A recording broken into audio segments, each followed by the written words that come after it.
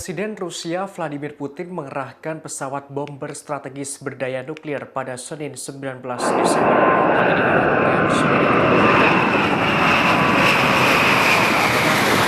deteksi melakukan latihan militer di kawasan Kosovo. Dikutip dari tribunnews.com, pesawat bomber berdaya nuklir itu adalah Tupolev Tu-160M.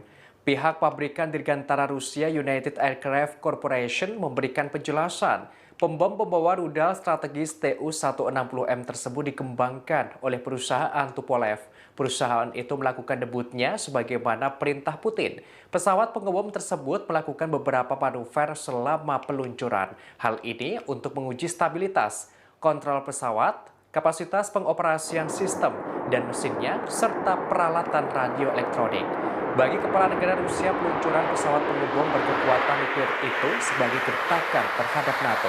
Pasalnya, NATO menggelar latihan militer di kawasan Kosovo. Gelaran latihan itu diketahui untuk melindungi rakyat Kosovo dari serangan Serbia.